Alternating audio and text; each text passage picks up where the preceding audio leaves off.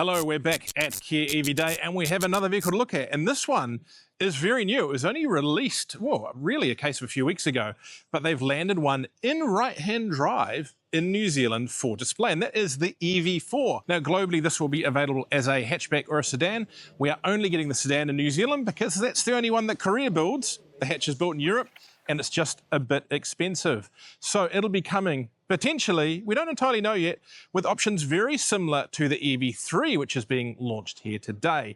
So a 51.8 kilowatt hour NMC battery or a 81 kilowatt hour NMC battery and a WLTP range, thanks to its very, very slippery shape, of 630 kilometers. Now, this is technically kind of a B, C segment car. Think Toyota Corolla, all that kind of stuff. But packaging wise, really, I think space, it really more matches up to things like the Toyota Camry almost, and definitely things like the Tesla Model 3 and almost the BYD Seal, but I suspect in a slightly more budget-friendly form. Let's have a little bit of a walk around. We'll go around this way so the cameraman knows. We have a bonnet up here.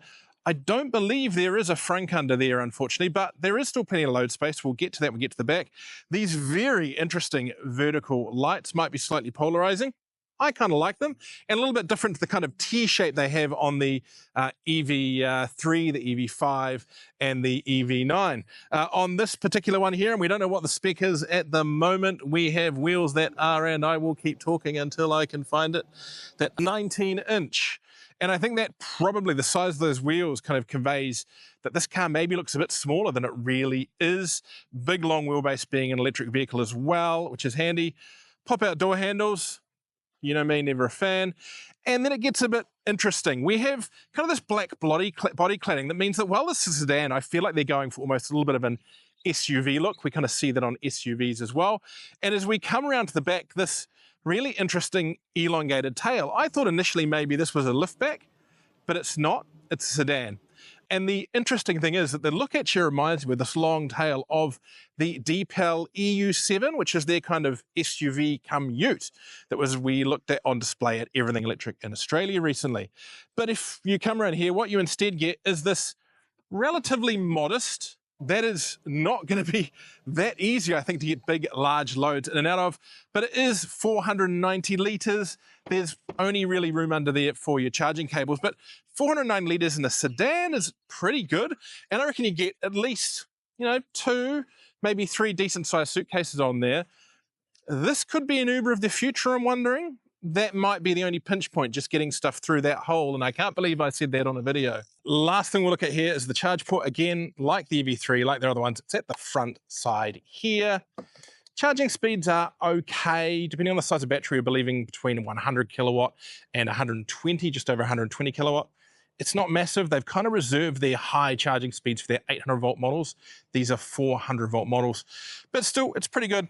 Depending which battery size you go for, they're claiming about 30 minutes for 10 to 80%. But I think with these cars, they'll be relying on people using that big 81 kilowatt hour battery to go for range rather than necessarily needing that super fast charging. So if we come around, and I'll send the cameraman around that way, I'm going to jump in the car.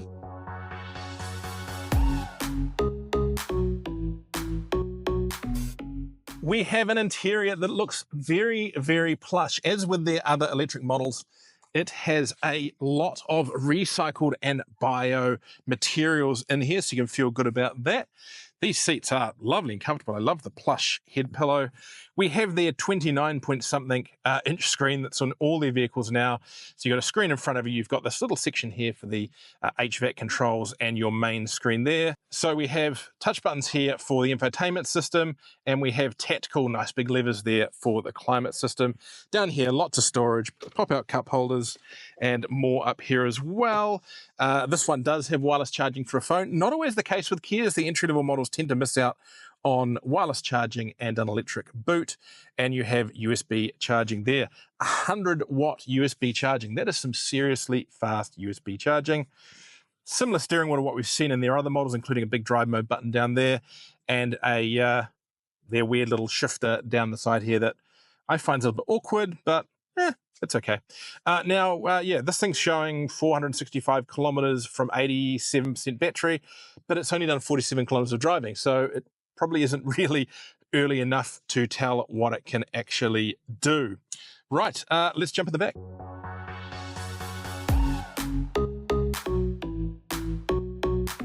Now, can it pass the Richard test? With this seat is far back for filming, I should have put that forward.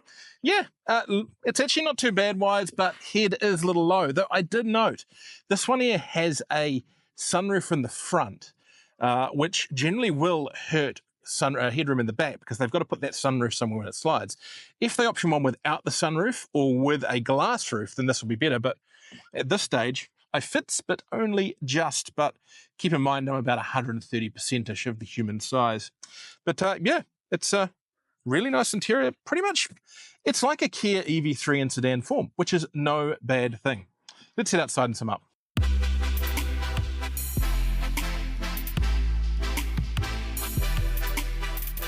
Anyway, that's a super quick look around the Kia EV4. It'll be coming to New Zealand, I think Q3, Q4 this year. Between now and then, I'm sure we'll get some more specification and pricing. So don't forget to like and subscribe, and we'll drop that when we get it.